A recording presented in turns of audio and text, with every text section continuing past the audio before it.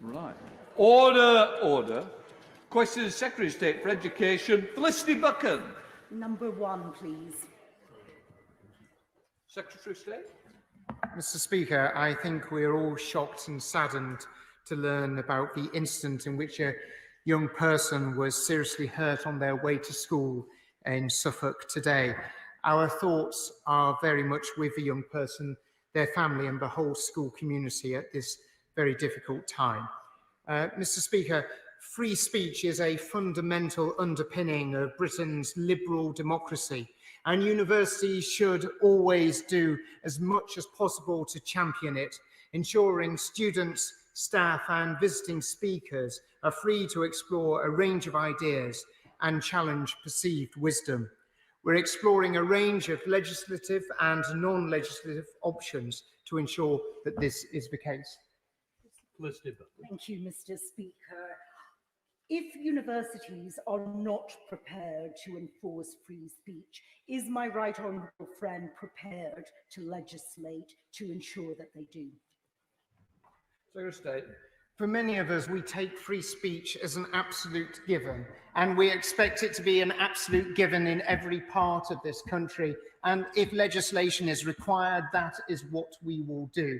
But, Mr. Speaker, it isn't just at universities that you sometimes see a challenge to free speech.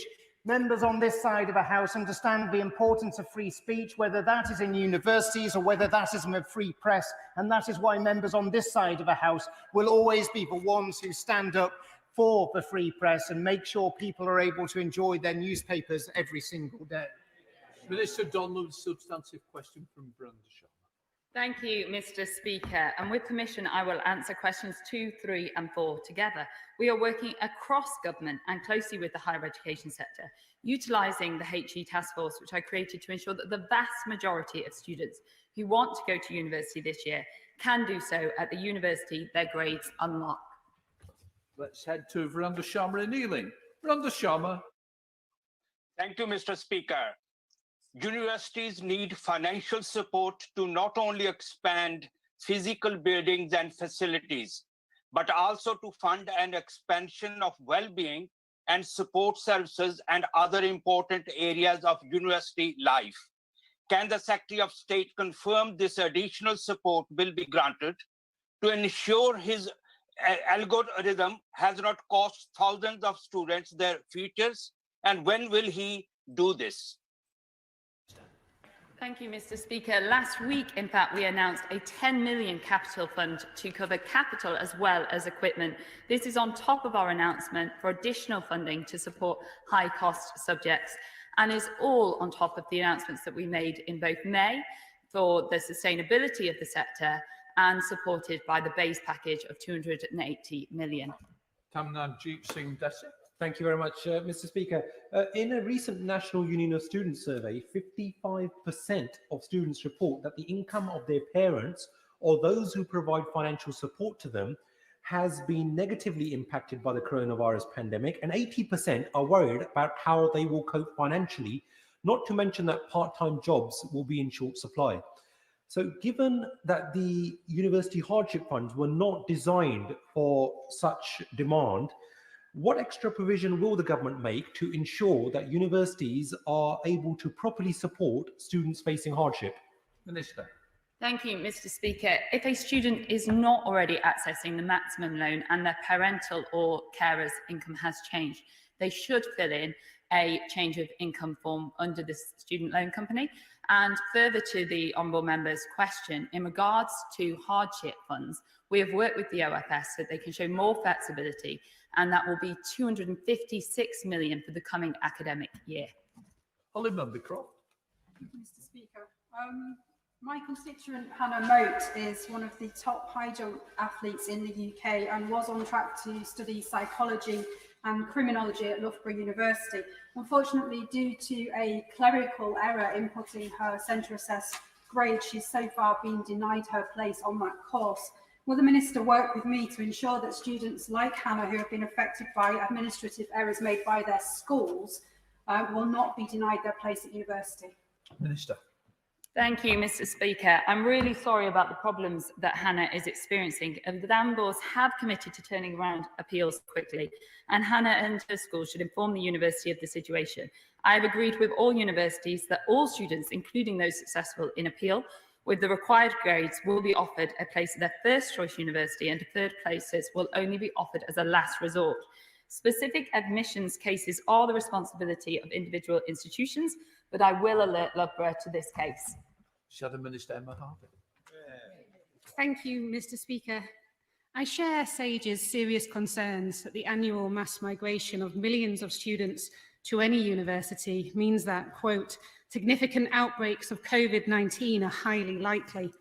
Universities have worked hard to make campuses COVID secure, but the Department for Education must take responsibility and ownership of this crisis and recognise that most students live, work and socialise outside of the campuses. When will universities and communities receive the updated guidance on safe reopening promised in a DfE press release late on Friday night? What additional testing capacity is being deployed to keep staff, students and communities safe? And will the Minister make a statement this week on the safe reopening of universities? Minister Donald. Thank you, Mr. Speaker. SAGE did indeed publish their updated guidance on Friday, and the government will issue updated guidance this week, which supplements our original guidance months ago. The safety and well-being of university staff and students is always our priority. And as SAGE pointed out, there is also evidence that physical and mental health will be impacted if universities do not open. Universities have worked hard to ensure that they're well prepared for COVID and have prioritised the safety and well-being, including introducing numerous social distancing and COVID secure measures. Alison McGovern. Number 6, please, Mr. Speaker. Secretary of State. Return to school is an important opportunity to support pupils to increase their physical activity. The department's guidance includes information on how schools can provide PE and opportunities for pupils to be active, including links to detailed advice from the subject organisations. Alison McGovern. Thank you, Mr. Speaker. I think that's a disappointing answer because we know going into this crisis, councils were already having to deal with the fact that they'd had £42 million cut from their sports budget, which has a knock-on impact on schools. So will the Secretary of State take this opportunity to put on record what he personally is going to do to increase funding support to make sure our kids are physically active at school? Well, it was a Conservative government that's introduced the sports premium. It was a Conservative government that's ensuring that £320 million is going out to schools so they can ensure that youngsters have the kind of activity that they want to see. Returning to school, yes, it's incredibly important in terms of a learning that all children benefit from, but it's also about the physical health that they'll get for being back at school that we're backing with that money and ensuring there's great sports activities in all schools right across the country. Question 7, Mr. Speaker. Mr. Gibb. Thank you, Mr. Speaker. Exams will be available in all GCSE, AS and A-level subjects in the autumn. Schools and colleges that accepted entries from private candidates, including home-educated students in the summer, should enter those who wish to sit an exam, and there should be no financial barriers to doing so. I thank the Minister for his reply, but I wanted to raise with him the issue of my constituent Ella Hampson, who's a Year 10 student, home educated, due to take several GCSEs a year early.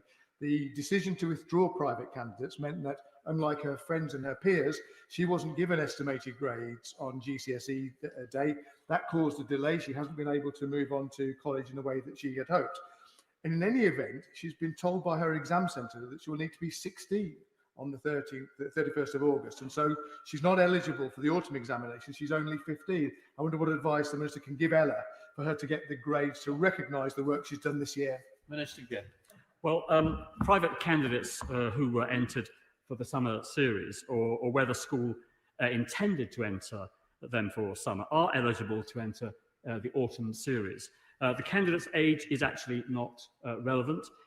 We expect the school or college that enters students for the summer series to enter them for the autumn. Chair of the Select Committee, Robert Holford. Thank you, Mr. Speaker. Many thousands of private candidates, including mature students and those undertaking resets, have been left without a grade under this year's exams arrangements, unable to progress to the next stage of their educational employment. So will the Minister ensure that UCAS predicted grades are confirmed for all external candidates, provide them, just to confirm, the option to resit autumn exams free of charge, ensure the highest grade of the UCAS result and autumn resit be awarded, and urge universities to honour their offers for a September 2021 start date end, and for those external candidates who've received a centre assessed grade, allow them to appeal their results? Minister.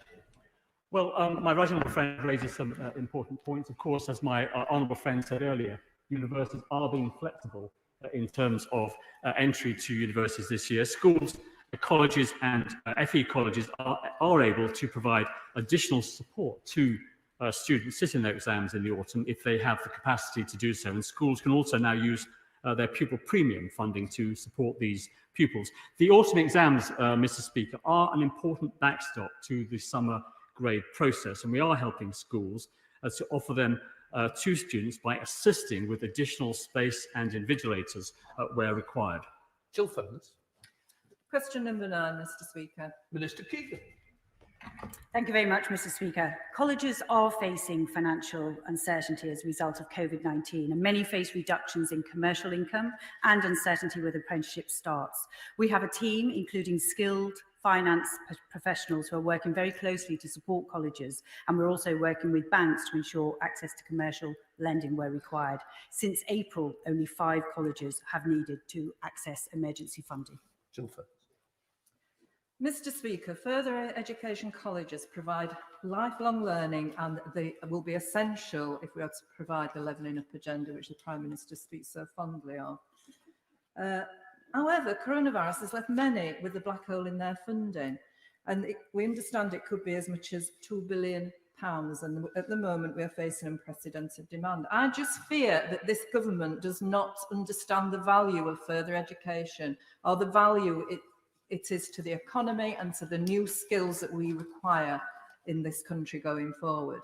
And also, FE colleges are flexible, they are adaptable, and they can help many young people who have been let down by this government during the fiasco of the education GCSE results and A-level results. Will the Minister confirm today that she will look into this and that she will actually provide the necessary funding, which according to the Sixth Form Colleges Association should be £4,760 per year for 16, 17-year-olds and 18-year-olds?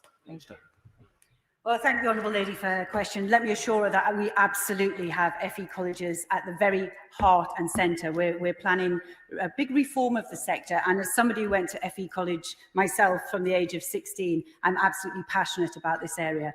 The colleges have done an amazing job responding to COVID-19 to support students throughout coronavirus. We continue to pay the grant funding and monthly payments for 2019 and 20, and we'll do so for 2020-21. We've also provided catch-up funding of 96 million for small group tutoring for those disadvantaged students that need them.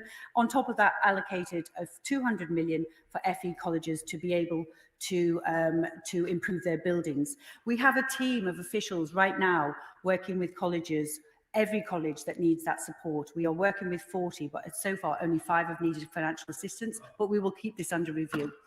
The Minister, Toby Patrick. Thank you very much, Mr. Speaker. The government's own Commissioner for Further Education warned that as many as 40 colleges are currently at risk of running out of cash.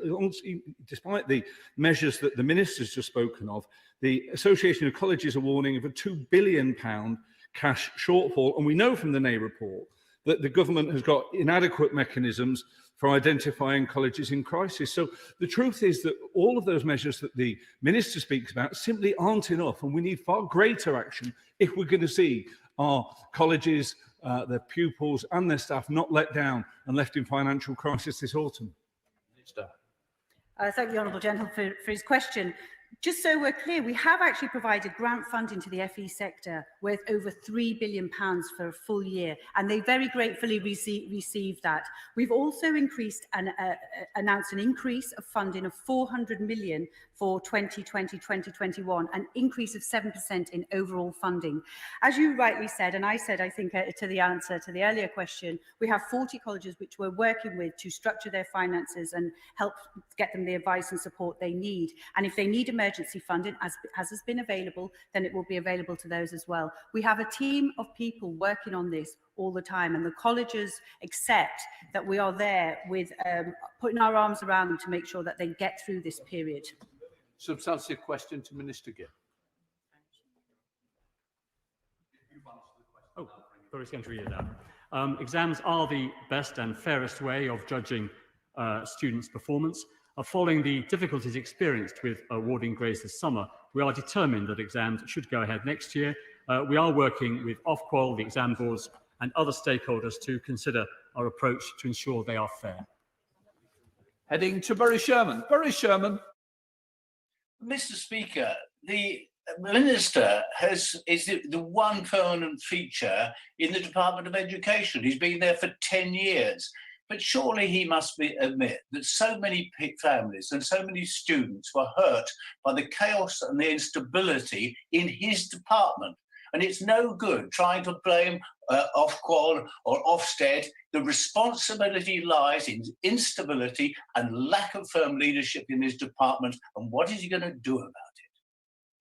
Well, when we were aware of the problems with the A-level results, we took swift action. The Ofqual decided to move to centre assessment grades, and within 48 hours of that decision being taken, the recalculated A-level grades were sent to all schools, and the GCSE results on the new basis were also given to schools to enable them to give to their students on the day scheduled, which was August the 20th. The model that was used to ensure that we were able to give students qualifications, notwithstanding the fact that we had to cancel exams because of the pandemic, was supported in a wide-ranging consultation by the regulator. It was supported by 89% of respondents, and it was a similar model was used in all 4 nations of the United Kingdom. Shadow Secretary of State Kate Green. The fiasco surrounding last month's exam results caused huge distress to students, to their parents and teachers, and chaos for universities and colleges. And now it turns out that the Secretary of State was repeatedly warned of the dangers of the system of calculated grades and a flawed standardisation methodology that he adopted. He was warned by a former senior official of the department, he was warned by the regulator, and he was warned by what happened in Scotland. Why did he ignore those warnings? Those warnings were not ignored. Every time we heard from people like Cambridge Assessment and John Coles and others, we raised these issues with Ofqual. And all those various challenges that were made by individuals were raised with Ofqual. We were assured by the regulator that overall the model was fair. We pressed Ofqual strongly on the appeals arrangements, which would address any issues for individual students which arose as a result of the operation of their model. No model is as accurate as young people taking the exams themselves. But when the A-level results were published on the 13th of August, it did become clear that there were anomalies and injustices in the results that went beyond the anomalies that we had been made aware of, for which we had put in place an enhanced appeal process. And as I said earlier, swift action was taken to ensure that all young people got the just and fair results they deserve. Simon Bolton. Mr. Speaker, the Centre for Ageing, question 13 indeed, Mr. Speaker. Here you go. Thank you, Mr. Speaker. We understand that ensuring adults can access the training they need is vitally important and is more important than ever. Latest figures show that between August 2019 and April 2020, over 195,000 learners out of a total of 1,624,000 FE learners over 19 benefited from support for the unemployed. We are supporting people by investing £1.34 billion in 2020 and 21 in adult education, and we're investing £2.5 billion over the course of the Parliament in the National Skills Fund. Mr. Speaker, I thank the Minister for her response. The Centre for Ageing Better have highlighted how the number of older workers on unemployment-related benefits more than doubled to over 600,000 in July. But she will also know the core adult education budget is still frozen in cash terms with last year's amount, and those who are recently unemployed or redundant who want to access training or retraining to upskill often cannot afford it or risk losing universal credit if they do so.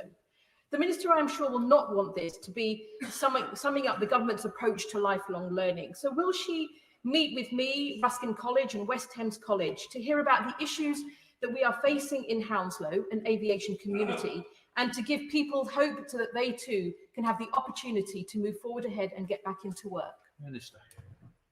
I thank the Honourable Lady. Of course, we're absolutely committed to helping everybody who may find themselves looking for a job through this period, through no fault of their own, access to training of any age at any stage. That's why the Chancellor set out his plan for jobs to give businesses confidence to retain and hire and get careers back on track. And that includes £1.6 billion to scale up employment training, support and apprenticeships. We're investing in high quality careers provision, incentivising employers to hire new apprentices, tripling the number of sector-based work academy placements and doubling the number of work coaches.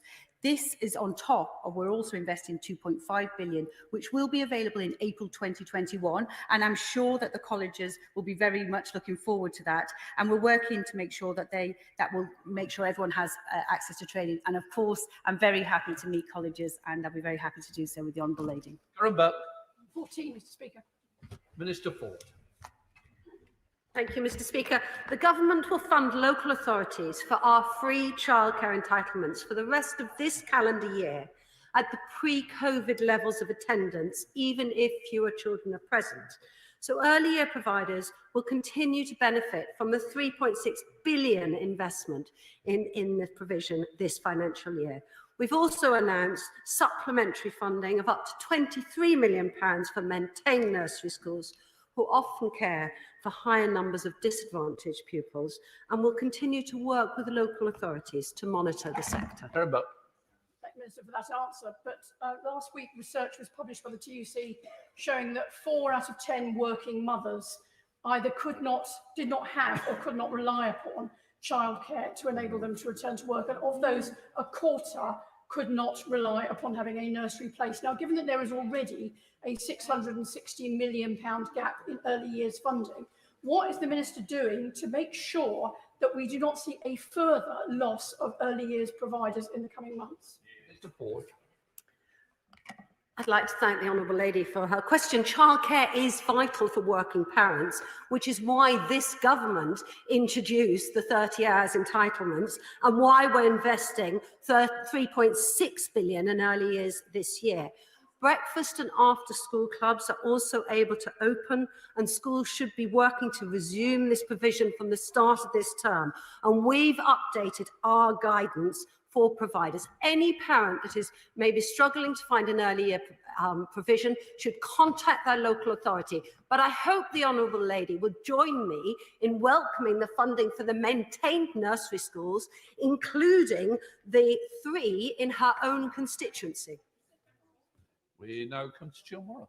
Thank you. Question 15. Minister again. Thank you, Mr. Speaker.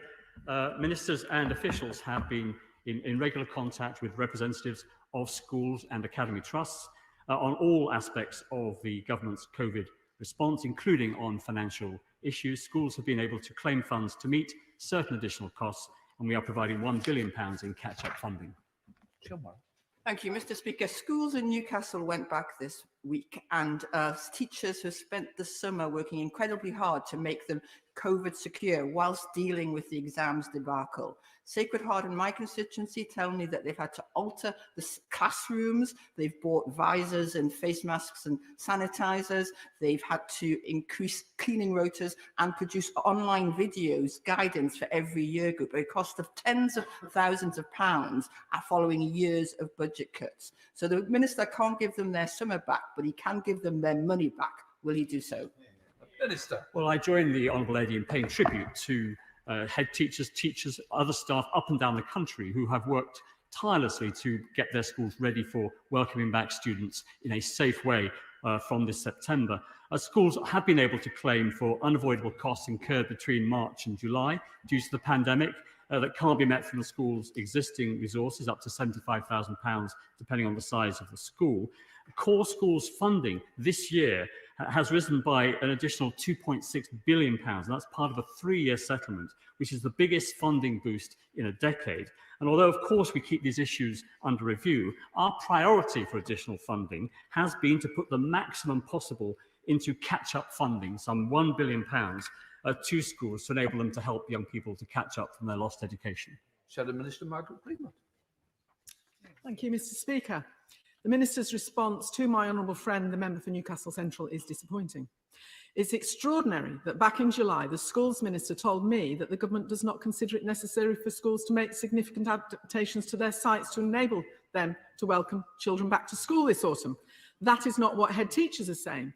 They have told me that they are very concerned about the extra costs that schools are facing in relation to COVID-19 for hand sanitizer, signage, barriers, cleaning, and the support and teaching staff that they may need to cover COVID-related absences.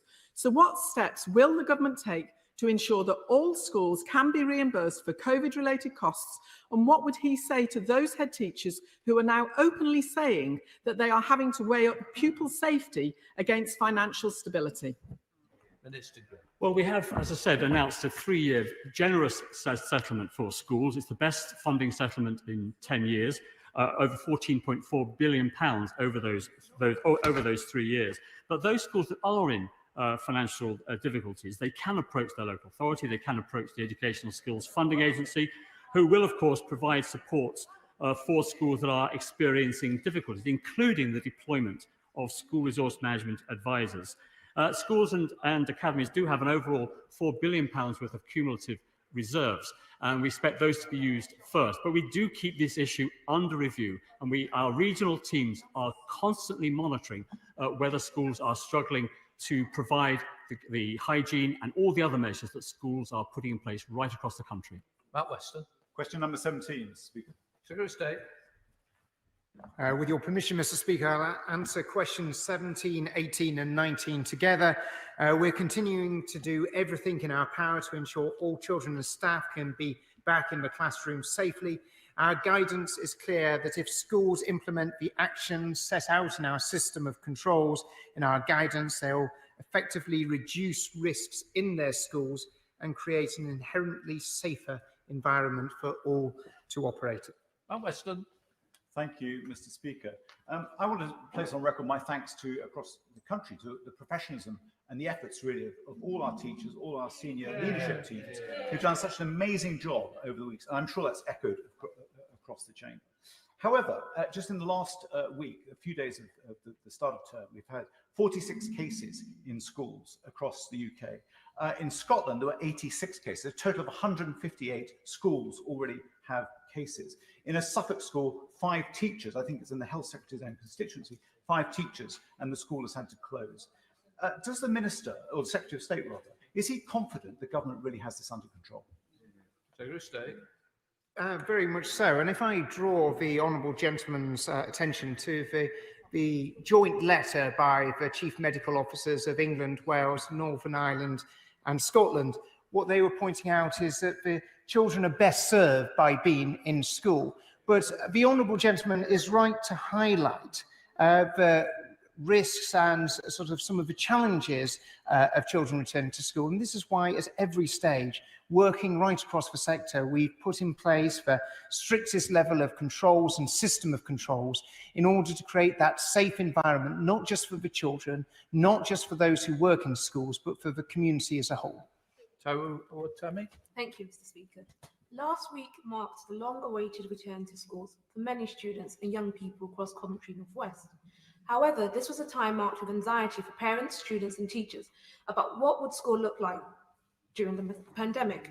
I've had a number of constituents contact me about being cramped into small spaces and a lack of support for students with pre-existing medical conditions, which put them at a greater risk of contracting and responding badly to the coronavirus. Mr. Speaker, my question to the Secretary of State is, what allowances or provisions has the government provided to schools to keep students with pre-existing medical conditions safe?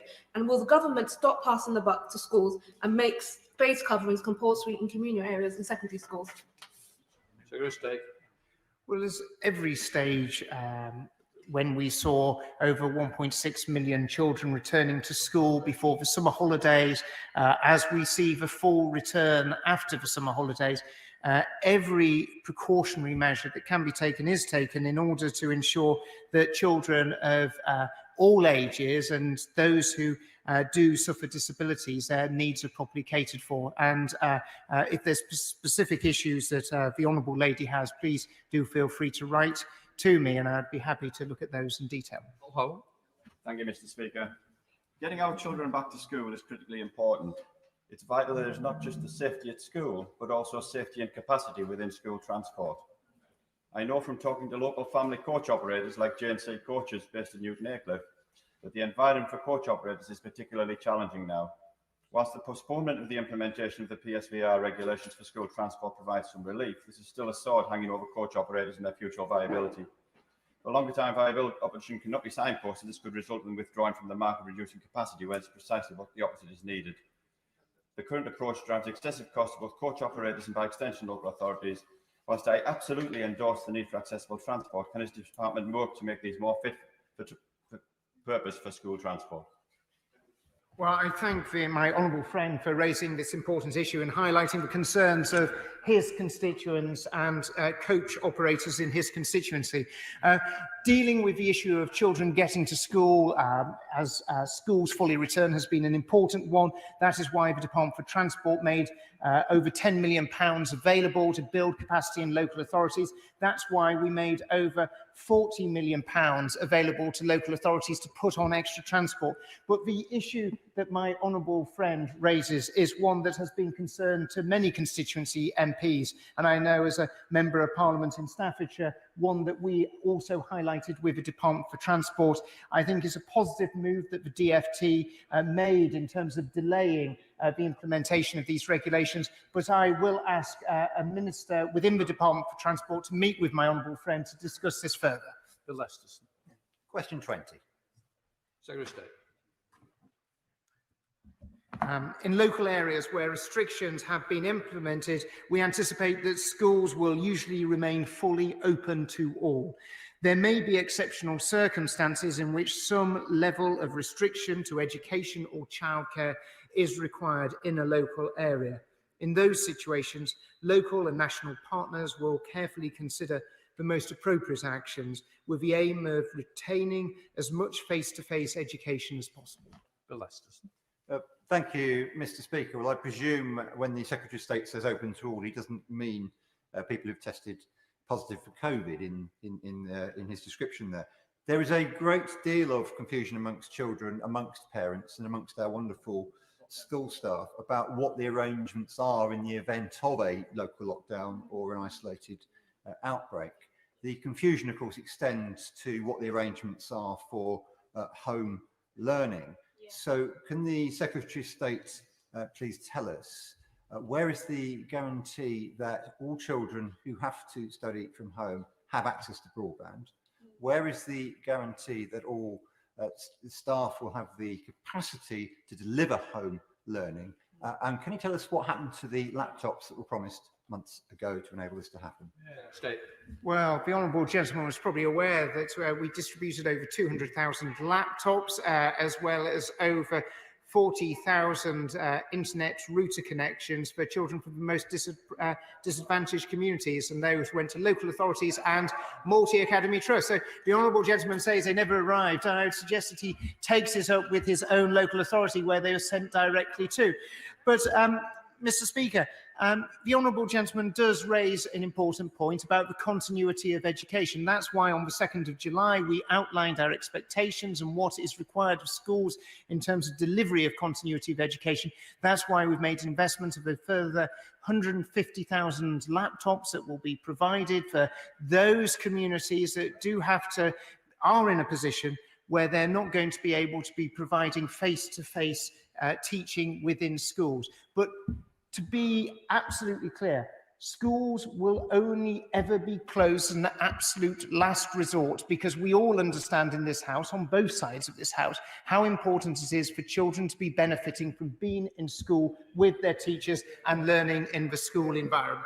Secretary of State with substantive questions. Scott Benson.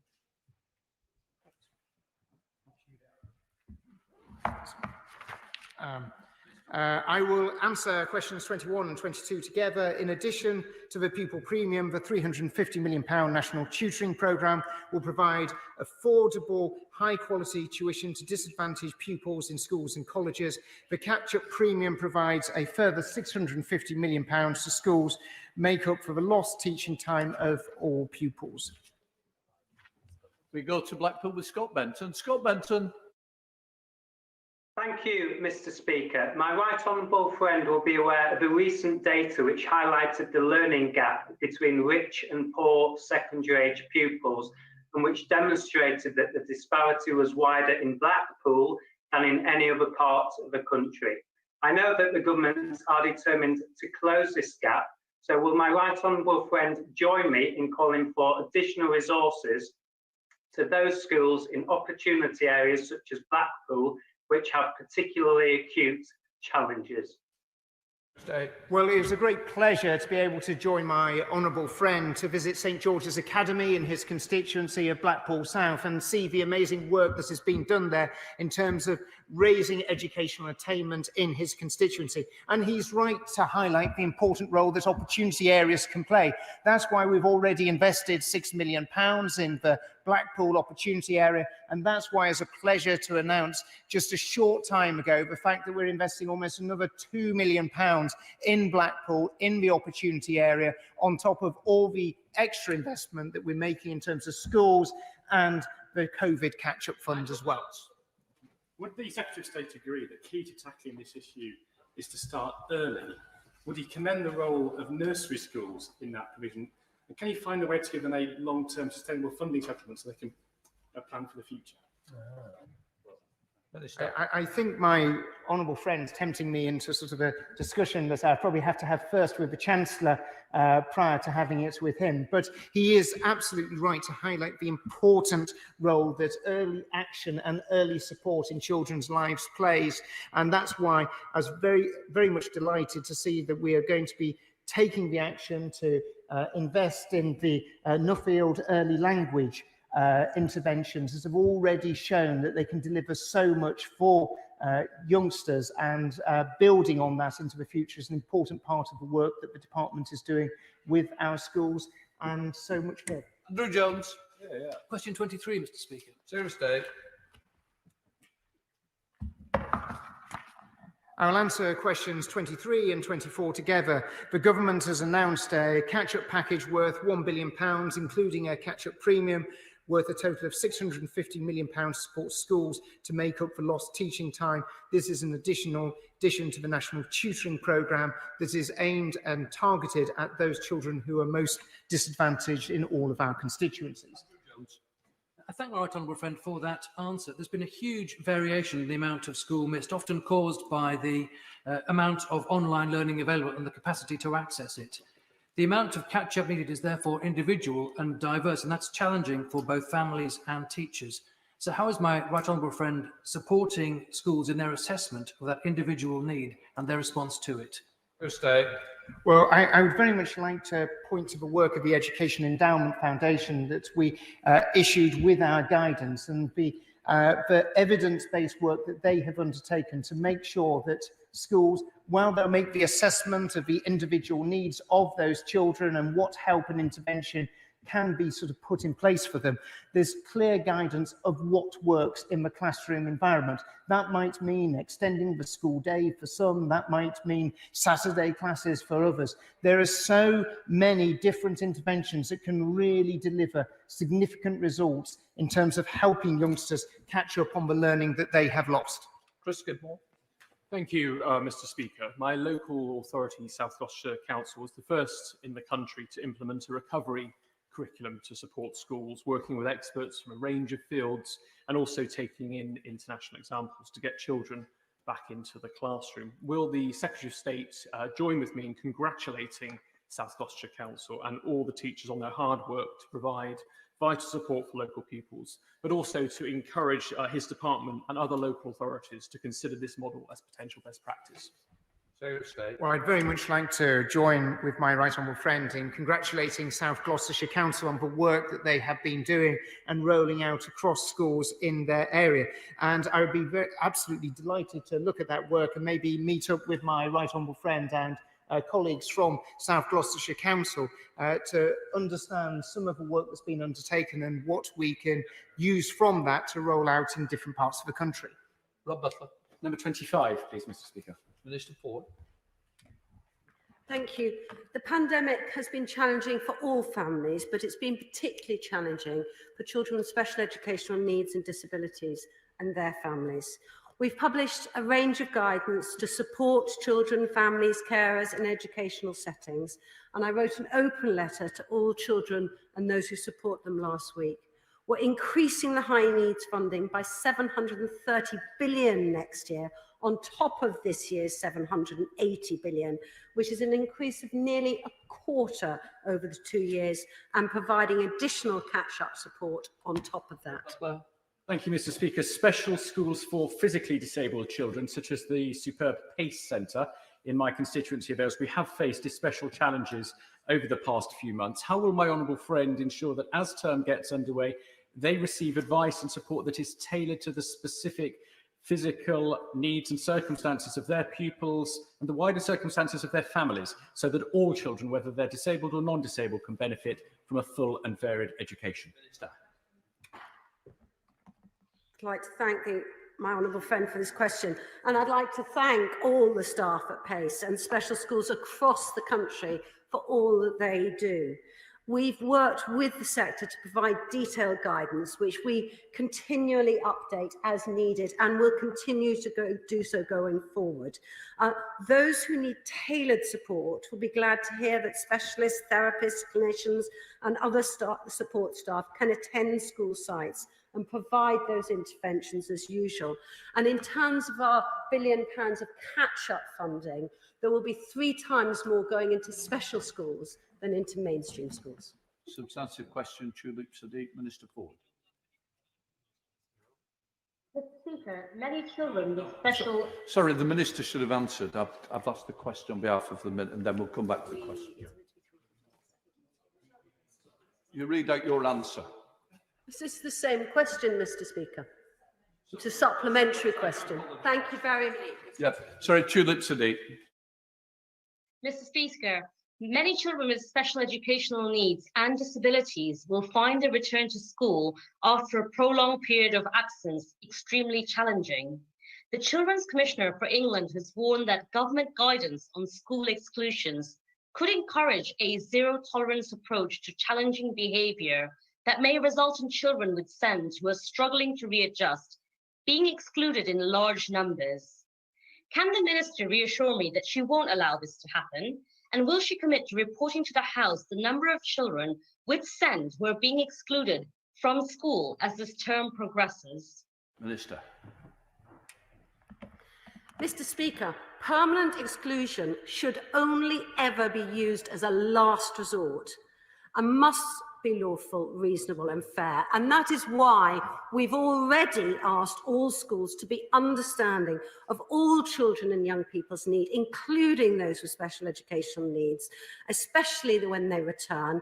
And this is exactly the point that I covered in my open letter to all children and their families with SEND last week. Off-rolling is never acceptable, and this will be monitored by Ofsted. I'm sorry about this, but we're having to go to topicals with Felicity Buchan. Thank you, Mr. Speaker. Number 1, please. Secretary of State. Thank you, Mr. Speaker. Since last week, schools across the country have begun welcoming children back into the classroom with a range of protective measures in place.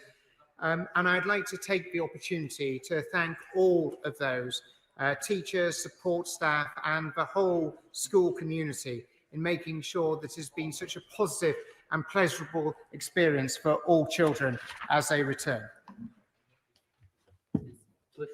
Thank you, Mr. Speaker. Will my right honourable friend update the House as to what support his department is giving to universities and schools to help them recruit foreign students? Secretary of State. Well, a great important strength of our university sector has always been its ability to attract students from right across the globe. We've been working with Universities UK and all universities to ensure that they're properly supported. We're supporting them in terms of a campaign to attract more students to come to the UK, but also working across government to ensure that students who are applying for visas are able to do so with ease. And the Home Office has been incredibly supportive in ensuring that those who want to come and study here, it has been a positive experience for them. So, Secretary of State Cake. Last month, the Prime Minister ordered parents back to work, and while it may not have occurred to the Prime Minister, I want to draw the Secretaries of State's attention very specifically to their need for wraparound care at the start and end of the school day, where parents tell me there remains a gaping hole.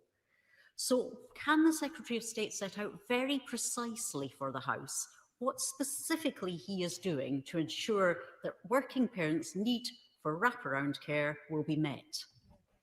Secretary of State. Well, the Honourable Lady raises an important point, and the importance of having wraparound care with schools. We're working with all schools to ensure that that provision is provided for parents.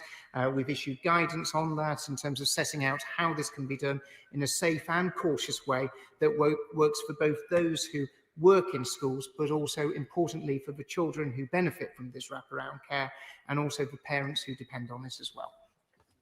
Heading to Rutland with Alicia Kearns. Alicia Kearns. Thank you, Mr. Speaker. Devastatingly, the return of students at Uppingham Community College has been delayed due to a fire damaging greatly the school buildings just before they plan to open. Nearby Casterton College is also in desperate need of investment.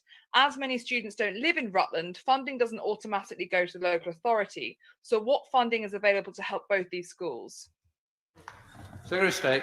I thank my honourable friend for raising this important case in her constituency. The Uppingham Community College is actually covered by risk protection arrangements, and I know officials in my department are working closely with them to see what is needed in order to ensure that there is provision. But I know that my honourable friend, Baroness Berridge, would be delighted to meet with her to discuss in more detail some of the particular issues that she faces within Rutland and how we can best support her, and most importantly, the provision of education in her constituency. David Lind. Thank you very much, Mr. Speaker. In Scotland, there is provision for the youngest children in year group to the further school start, including those born premature, some of whom have fallen at the wrong year group because of their early birth. Currently, there's less flexibility for that in England. So will the Secretary of State agree to meet with a delegation of us from the all-party parliamentary group on premature and sick babies to look at how we support those families going forward? Secretary of State. I'd be more than happy to meet with such a delegation. I know from my own experience of having a child who arrived prematurely, some of the challenges that can come about, and be very interested to listen and sort of see what more can be done to support in the future. William Bragg. Thank you, Mr. Speaker. Can I pay full tribute to all of the schools in my constituency who reopened on time and in full? And as the Secretary of State will be no doubt aware, this is against a background of record investment, which of course came into play in April. But he will also know, I'm quite sure, Mr. Speaker, that this was mooted as tranche one of a two-tranche funding settlement. So can you give us the reassurance this afternoon that the further investment will be introduced on time in the next financial year? Well, I know that my honourable friend was itching to get back into the classroom if there was a need for extra teaching support as a former teacher himself, and but he was ready, willing, and most certainly able to do so had the call come. My honourable friend will have probably seen that the schools in his constituency are seeing over a £47 million cash increase. This will be followed by the next financial year, which will see a substantial cash increase, and the third financial year where there'll be a substantial cash increase. Schools were one of the few, if only, areas that were able to get a 3-year deal, and I believe this will have a real impact in helping them plan for the future and deliver best education. We're going to have to speed up. I'm also a former teacher, so if the Secretary of State, while he's raising those issues, but can I just ask him, has he heard any reports from schools about them making face masks part of school uniform, and there being school uniform requirements about the type of face mask that's worn. And whilst it's acceptable to, sorry, Mr. Speaker, whilst it's acceptable to have nothing inappropriate, surely it's unacceptable to require it to be part of uniform for a safety measure like this. Well, I thank you, the honourable gentleman, for his offer to sort of step into any sort of supply needs that schools may have. But he raises a very important point, and I'd be happy, if it's possible, for him to meet with Minister for School Standards, actually, if there's sort of particular details or concerns that he's got, so that we could sort of take that up. I'm not aware of the situation as he outlines, but I think it's important to keep an eye across all of this. We've been very clear in our guidance that we've issued to schools, and we need to ensure that that guidance is properly considered by all schools, but people don't develop it in ways that it shouldn't be developed. Let's head to Dame Cheryl in Amersham. Dame Cheryl Gillam. Thank you, Mr. Speaker. During the course of this pandemic, we've seen an increase in people experiencing poor mental health and anxiety. And the new report from SAGE has warned of the serious implications of worsening mental health amongst students if education continues to be disrupted and universities do not fully open. Can the Minister reassure students and their families that universities are safe to open on the basis of blended learning, and confirm that there are clear strategies and additional support in place to support the mental health of students when they return to university? This is most important to our young people embarking on their further education. My right honourable friend raises the important point of young people's mental health and the benefits that they get from going back to school, college and university.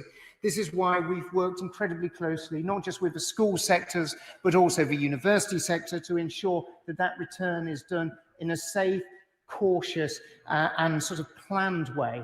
And I'd like to thank all the work in the higher education sector that has been done. But we do recognise that COVID has presented some quite challenging mental health problems on many young people as well as staff. And that's why we announced a £9 million fund to support additional enhanced mental health work to support those who work and those who benefit from being in the education sector, students included. Heading to Lewisham with Vicky Foxcroft. Vicky Foxcroft.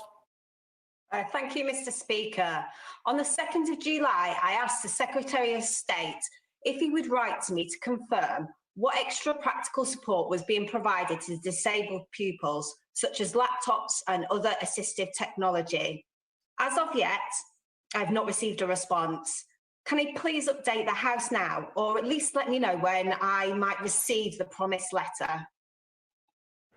Well, I'll certainly go back to the department and immediately check as to why you haven't received that letter. I can only apologise for it not arriving with you. A bit more. Mr. Speaker, after speaking with many individuals across Keighley and Ilkley who have or are involved with people with dyslexia, dyspraxia or other special educational needs, the message is that while support provision is often good, it is often uneven across schools. So what additional support can my right honourable friend provide to ensure high quality provision across all schools in West Yorkshire and the rest of the country? Well, we have funded NASEN on behalf of the whole school consortium to work to equip teachers to deliver high quality teaching across all types of special educational needs, and this support is available to all schools. We also funded targeted support focused on particular areas of concern flagged by Ofsted and the CQC. We're putting £730 million into high needs next year, coming on top of this £780 million of additional funding this year. And that means that high needs funding has increased by 24% in just 2 years. Mr. Speaker, young people's futures cannot be put on hold because of Tory incompetence. With schools now returning, many parents in Slough, particularly those who have been shielding, those living in multi-generational households or have children with special educational needs and disabilities, remain concerned about sending their children back to school. Given the government has failed to put in place the necessary SEND support and hasn't provided enough reassurance for parents regarding safety, how does the Secretary of State intend to ensure that all children can get back to school safely?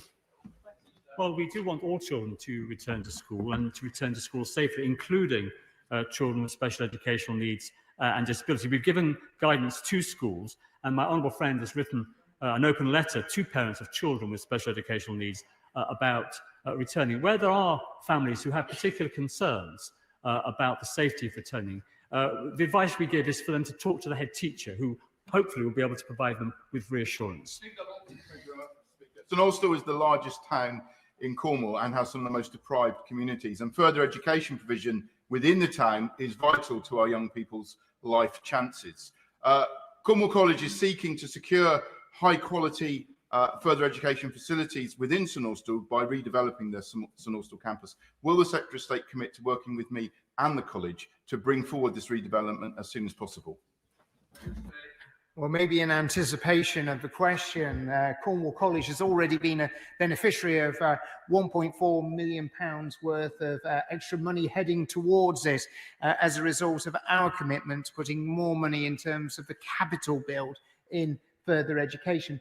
But I'll be delighted to meet with my honourable friend and the college to discuss their plans further for St Austell and to hear about how they want to transform educational outcomes for not just those in St Austell, but more widely in Cornwall as well. Thank you. The Prime Minister talked of a mutant algorithm. The Secretary of State disclaimed all knowledge of its decisions as if it was some kind of educational horoscope.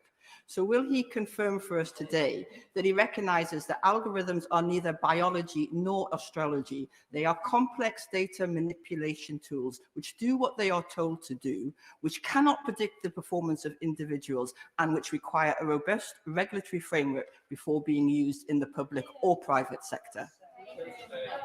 I very much agree with the fact that there needs to be a sort of a robust regulatory framework around any use of algorithms, and algorithms are used every single year in terms of the management, in terms of the grade boundaries as youngsters are awarded about GCSE and A-level, but